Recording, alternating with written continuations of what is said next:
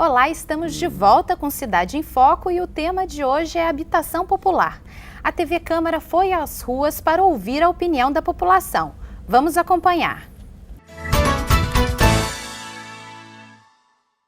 Eu quero fazer um financiamento por um apartamento. Eu gostaria de saber até que idade posso fazer esse financiamento, já que eu estou com 59. Qual é o valor máximo do subsídio? Eu quero saber se eu tenho uma casa financiada, eu queria saber se a gente pode fazer empréstimo para financiar outra casa. Eu me inscrevi no programa da Casa Própria, eu moro na região sul. Quando sair essas casas, eu vou conseguir no mesmo lugar que eu moro ou vou para outro canto? O que a prefeitura tem feito para atender essas famílias que não têm casa própria?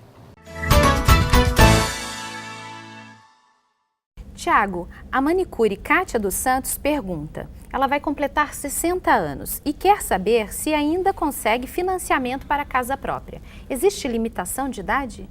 Existe sim, mas a limitação é bem mais ampla, né? As pessoas conseguem fazer financiamento até os 80 anos de idade. Então, ela que vai completar 60 ainda consegue, na linha de financiamento habitacional, financiar imóveis com até 20 anos para pagar, né? Então, ainda tem bastante tempo aí para conseguir pagar o seu imóvel. Também, no programa Minha Casa Minha Vida 0 a 3, que é feito em parceria com a Prefeitura Municipal, existe uma cota né, de 5% destinada para as pessoas com mais de 60 anos. Então, existe possibilidade de todas as formas. Miguel, existe uma estimativa do número de idosos que estejam nessa fila de espera? Olha, nós pegando por base o nosso programa, né, porque hoje nós temos no nosso programa habitacional 16.700 famílias inscritas, das quais 12.700 que atende o programa Minha Casa Minha Vida, faixa 1, até 3 salários mínimos. Desse número, 5% praticamente é de idosos. Então, nós temos um número que é parecido com a pesquisa feita pela Fundação João Pinheiro, que foi contratada pelo Ministério da Cidade para definir o déficit habitacional. Então, nós trabalhamos com 5% de idosos, 5% de pessoas com deficiência. Ok, obrigada.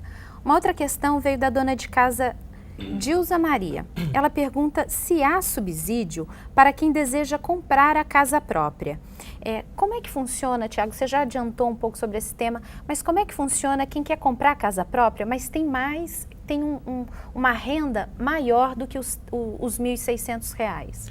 Na verdade, para essas pessoas, o governo federal ele oferece em forma de subsídio, é um subsídio que é decrescente, né? É um complemento à capacidade de pagamento. Então, a pessoa quer comprar um imóvel lá que custa R$100 mil e ela tem uma renda que proporciona, por exemplo, que quando ela vai fazer o financiamento, ela consiga R$80 mil. Então, o governo federal entra com um complemento que começa em R$23 mil e vai sendo reduzido à medida que a renda cresce, né? Então, o objetivo desse complemento é proporcionar que a capacidade de tomada de crédito atinja o objetivo que é o financiamento daquele imóvel, que é o desejo da pessoa de morar. Só para a gente relembrar, de 0 a 3, né, que são incluídos nesse programa da primeira faixa, como é que é feito o pagamento dessa moradia? De 0 a 3 salários mínimos, o Minha Casa Minha Vida ele é em parceria com o poder público. Então, na verdade, o FAR, que é o Fundo de Arrendamento Residencial, ele adquire os imóveis e faz o repasse às famílias que são indicadas pela Prefeitura. A seleção é feita pela Prefeitura, de acordo com os critérios estabelecidos pelo governo federal, que o Miguel já narrou aqui, mais 3 critérios selecionados pelo governo municipal, e a Caixa recebe a relação hierarquizada, né, que nos diz quem é a primeira, quem é a segunda, e assim sucessivamente das famílias que vão ocupar esses empreendimentos. Para esses casos, o pagamento é feito em 10 anos, e as pessoas pagam 5% da renda, limitado a R$ 25,00 no mínimo, então pagam as prestações de no mínimo R$ 25,00 e de no máximo R$ 80,00. Né? Então é uma situação em que o subsídio ele é feito antes, ele é aportado para que o FAR adquira os recursos, e se a gente comparar o que cada família vai pagar, foi muito menos do que os R$ 96 mil que foram investidos aí, e aí isso é o subsídio, né? Quem é bom de matemática? Não, bom de matemática não, eu quero fazer um complemento, dar um exemplo, né, até prático. Você imaginar uma família, disso que o Tiago falou, uma família ganha R$ 800, 5% é R$40, né?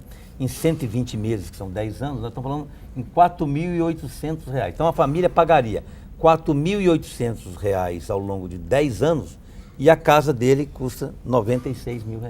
Então é um programa altamente subsidiado. Eu acredito e gosto, eu acho que eu nunca vi um programa tão bem feito. É um programa de transferência de renda.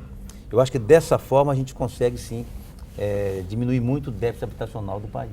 Ok, obrigada. Outra pergunta vem da dona de casa Ana Rosa, do Parque Industrial.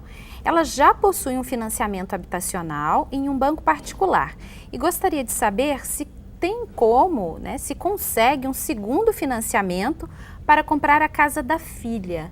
Quais são os critérios, Tiago? Na verdade, a pessoa pode ter quantos financiamentos, né, couberem no seu bolso. A prestação pode ficar em torno aí de 30%, né, da renda. Então, se ela tiver disponibilidade para fazer mais um financiamento, tiver condições financeiras para isso, não há impedimentos, né? A limitação que se tem é em relação às vantagens do programa Minha Casa Minha Vida, que são personificadas e não podem ser utilizadas mais do que uma vez. Então, se ela comprou, por exemplo, um imóvel utilizando algum benefício ou utilizando os recursos do fundo de garantia, esse segundo imóvel adquirido por ela vai ter que ser sem a utilização ou do fundo de garantia ou dos benefícios do Minha Casa Minha Vida. Ah, entendi.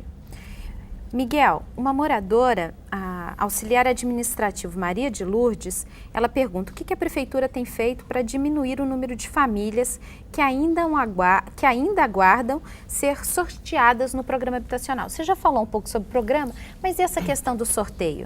Olha, eu falei para a Maria de Lourdes que nós temos duas situações distintas no nosso programa habitacional. Quando é o CDHU, que é o programa do governo do estado, o governo do estado exige que as famílias sejam sorteadas. Então, como foi o caso agora recente, nós tínhamos mil unidades para serem sorteadas, nós indicamos 4.000 famílias. Quer dizer, de cada 4, uma foi contemplada. O programa Minha Casa Minha Vida do governo federal já tem os critérios pré-definidos na nossa lei, como eu já citei aqui. Nós fazemos a indicação do número de moradias acrescido de 30%. Então, vamos dar um número redondo. Se nós vamos indicar 500 apartamentos ou 500 casas, nós indicamos as 500 famílias primeiras colocadas dentro desses quesitos que eu já mencionei, e mais 150, que seria 30%, que seria reserva ou suplente, enfim, dessa forma que a Caixa trabalha em parceria com a Prefeitura. Vereador, sobre essa questão do sorteio? Eu acho que é basicamente isso aí. A questão eu acho que tudo é questão de agilizar os projetos que está sendo feito, né? É o que vem sendo feito e existe um trâmite, né? Existe um processo bastante burocrático que tem que fazer acelerar, andar, para que se faça moradia. Eu acho que, mas resumindo o que eu já acabei de falar, eu acho que existem vários órgãos para você realmente fazer isso acontecer. E a Secretaria de Habitação, por exemplo, Planejamento, que realmente tem que poder realmente acelerar esse processo, né? De questão de poder agilizar, enfim, fazer isso acontecer, para poder diminuir aí, de repente, o déficit de moradia. Então, acho que o negócio é trabalhar e poder fazer agilizar e fazer acontecer, né? Acelerando o desgaste da espera no sorteio é menor. Porque, viu, Bia, só para completar, muita gente pensa que é rápido um processo, não é. Você pega uma área, muitas vezes a área não está legalizada, você tem que fazer o levantamento planimétrico, você tem que fazer a aprovação nos órgãos ambientais. Então são projetos demorados.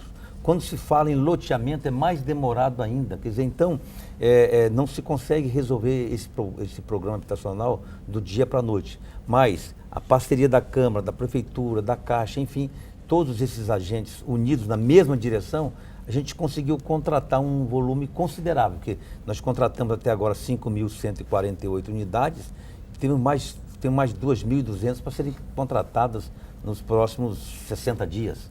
Então, eu diria que é um programa muito bem sucedido aqui em São José dos Campos.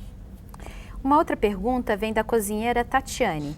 Ela mora atualmente no Jardim Paraíso, na Zona Sul, e está inscrita no programa habitacional da Prefeitura. O que ela quer saber é o seguinte: ela pode continuar morando na mesma região onde ela já tem amizades, enfim? Então, na verdade, nós temos um programa que ele é disciplinado por lei. Nós temos que seguir rigorosamente aquele critério, mesmo porque existe uma lei de novembro de 2012, que dá transparência a esse projeto. Se você entrar no site da prefeitura, você lá tem o nome de todas as pessoas que estão cadastradas. Então, eu diria para ela que se ela fizer parte daquele grupo pré-selecionado, dentro da prioridade dos quesitos que a lei exige, ela consegue ficar. Senão, infelizmente, a gente não tem como atender de acordo com a região que mora. Inclusive, o vereador já chegou a falar dessa dificuldade de deixar o local, né? Queria que o senhor complementasse. Eu acho que também é questão também de área, né, secretário? Também, se você pega, por exemplo, a região sul, já está realmente saturada, né? Então, acho que hoje parece que tem mais, talvez mais o crescimento na leste, né? E a questão de área, a questão de valores, né? E tem tudo isso aí que é difícil também conseguir. Mas eu acho que o mais importante é a pessoa realmente ganhar a sua casa. Depois, isso é questão de costume, né? A pessoa está acostumada a morar em determinada região, para mudar para uma outra, isso aí, logicamente, no começo isso é normal, depois acaba se acostumando, né? Mas volto a dizer, é questão de áreas também. Às vezes, né, secretário, não se consegue uma área para construir no local que a pessoa já mora. Aí consegue numa outra região. Aí é sorteio, a pessoa realmente tem que ir. Robertinho, mas nós temos uma notícia boa, né? Que do nosso programa habitacional, nós estamos implantando empreendimento em 14 bairros, praticamente em todas as regiões de São José dos Campos. Isso é muito bom porque muitas vezes ela pode não conseguir no bairro onde ela mora, mas de repente num bairro vizinho, bem próximo, ela consegue morar ali.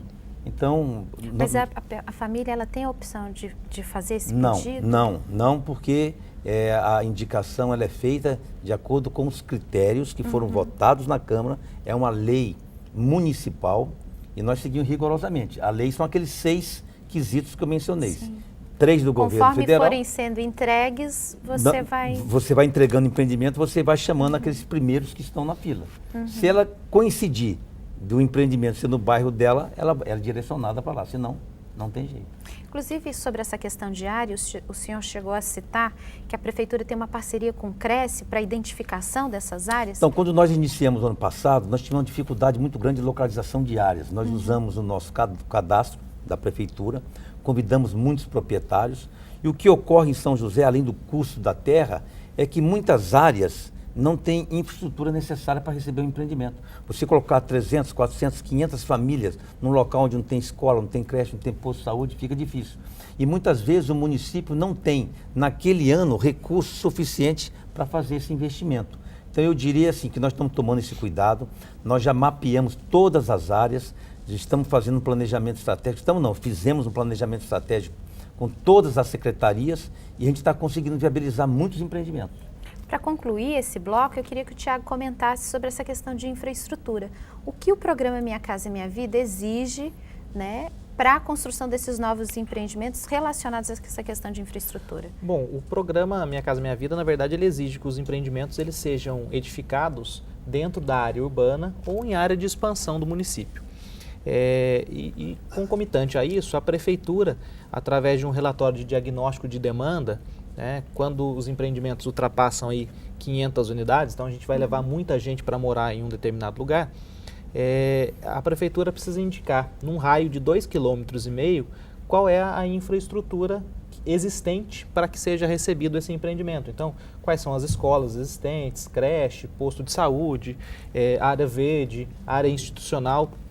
E se houver a necessidade, o programa ele aporta até 6% do total de recursos que vão ser utilizados para a edificação dessas casas, para que seja construído também, pela mesma construtora que vai fazer o empreendimento lá, escolas, creches, quadras poliesportivas. Então, a expectativa do programa é de gerar residências com significado, né? Não são unidades habitacionais isoladas. A gente quer criar um bairro com condições mínimas de infraestrutura para que as pessoas possam morar e se sentir bem. Ok, obrigada. Nós faremos mais um intervalo e voltamos no próximo bloco para falar sobre as leis aprovadas pela Câmara que tratam da habitação popular. Até já!